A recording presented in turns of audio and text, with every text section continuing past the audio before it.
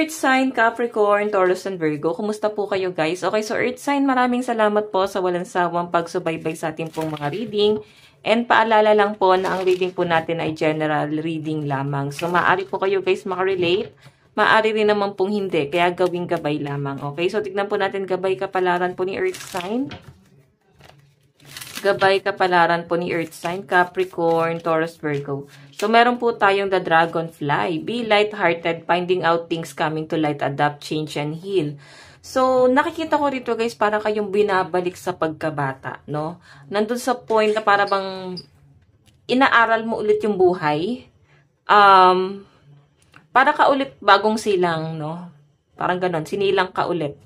So, hindi ko naman masasabi na para bang sobrang gaan ng pakiramdam or dahil nga parang bagong tao ulit. Actually, inaaral mo lang dito guys is yung pag-grow mo din. Okay? So, tignan pa natin. Earth sign. Meron po tayong palm tree. Stability, security, permanence, growth, endurance, and flexibility. So, earth sign ang sinasabi dito, ayan, umiwas ka sa mga taong narcissistic, no? Sa mga taong one-sided. Ibig sabihin, isa lang yung tinitignan nilang pananaw sa buhay. Okay? Nando sa point na maaring ikaw ay hindi ka belong doon sa kanila.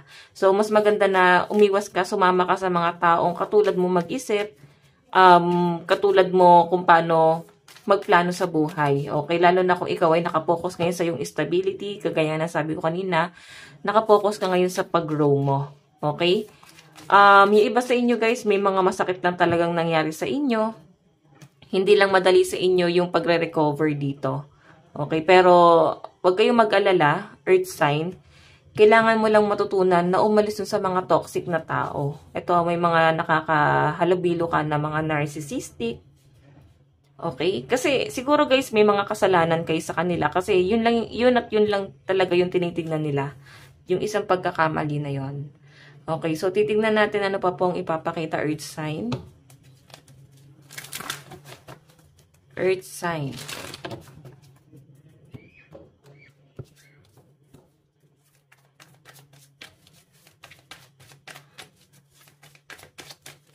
Meron po tayong third wheel. Meron tayong, ayan no, success, victory, and achievement. So, I think, sa second quarter, guys, magiging maganda na yung daloy ng kaperahan mo. And yung iba sa inyo, kung nakaka-feel ka ngayon na parang hirap ka matulog, para bang lagi kang puyat, no? Or baka talagang napupuyat ka. Yung iba sa inyo, hindi makatulog ng maayos kasi meron kang toxic na kasama sa bahay, masyadong mabunganga, ang daming sinasabi sa inyo. Okay, so iwas ka na lang guys dun sa mga ganyang klase ng kasama sa bahay. Masyadong mabunganga, parang wala kang peace of mind. Okay, kasi lagi kang binubungangaan. So gusto mo lang naman dito is peace of mind. Earth sign, may pinapakita rin sa akin dito siguro, kaya ka rin laging puyat kasi masyado kang nagpapaka-workaholic. Makuha mo lang yung stability or success. Ayan o, meron kang gustong ma-achieve sa buhay mo. Okay, kumbaga meron kang hinahabol na goal dito guys. So I think, ayan, makukuha mo yan kasi may mga tao kang sinasamahan dito. Okay, mga taong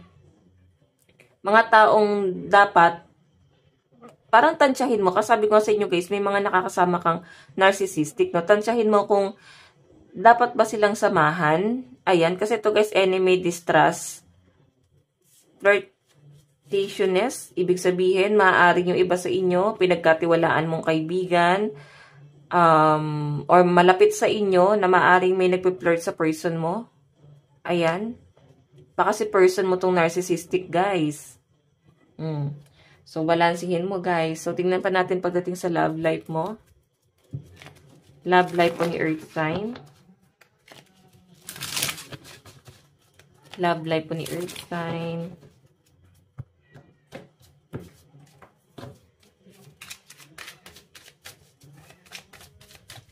Earth sign. So, guys, meron po tayong the devil.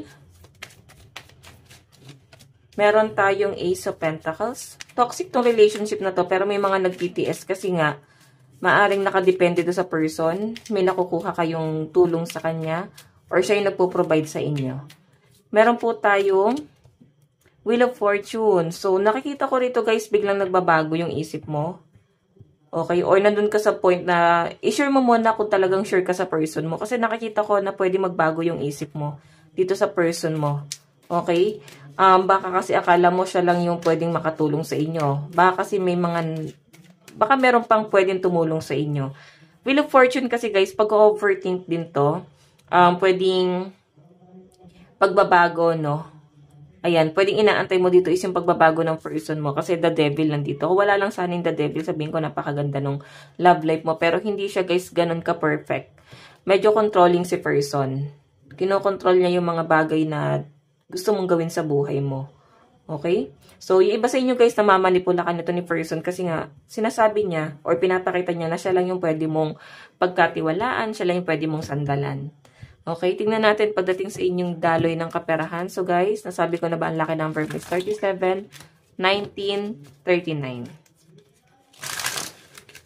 Tingnan natin. Pagdating sa daloy ng kaperahan po ni Earth Sign, Capricorn, Taurus, Virgo, meron po tayong Justice. So guys, nakikita ko dito para bang meron kang pinaglalaban dito. Parang deserve mong makuha yung bagay na yun eh. So para bang ipaglalaban mo yun eh. Yun yung nakikita ko. Or pwedeng meron kang pinaglalaban na pera dito or meron kang hinahabol. Iba sa inyo guys, may nakita ko may pag-aaway dito patungkol sa pera. Para bang na-scam or ninakawan. Ganyan. Na para bang ipaglalaban guys. Or baka may nakakaalitan kayo tungkol sa pera. Okay, kasi parang sa kanya daw, yun ay na may 4 of Wands. Nakikita ko dito, para bang, ano ka guys, yung energy mo is moving forward, no? Kung may mga nakaalitan ka, hindi mo yan masyadong papansinin kasi mas nakapokus ka dito sa magagandang bagay na paparating. Meron tayong King of Cups. So guys, kagaya nga ng sabi ko kanina, maaring nakadepende. Mas maganda pa rin na magkaroon kayo ng sariling diskarte or pwedeng sila itong nakadepende sa inyo na para bang wala sila masyadong diskarte sa buhay. So, siguro mabigat silang kasama sa buhay. Alam mo yung moving forward ka, sa halip na nakakapagpundar ka or nakakapag-focus ka sa sarili mo guys, marami ka pang, marami kang responsibility or para bang masyado mo pa rin sila guys shoulder na parang dapat kaya na nilang tumayo sa sarili nilang mga paa, pero nakadepende pa sila sa inyo. Or pwede naman guys na kabaligtaran, pwedeng ikaw itong nakadepende, no? Kailangan mong samahan ng sipag guys. Okay? Kasi masipag naman guys ang mga earth sign, medyo may mga mabagalan talaga na energy. Tignan natin ang inyong advice. Advice. Meron po tayong gratitude, receiving blessing, thanksgiving. Diba sabi ko sa inyo, meron kayong marireceive na magandang biyaya. Moving forward ka rin naman dito guys. So iwasan mo na itong pagtatalo or pakikipagtalo patungkol sa pera. Ayan. Magandang biyaya guys, no? So guys, ito lang naman po ang inyong reading. Hanggang sa muli. God bless and love you all. Thank you.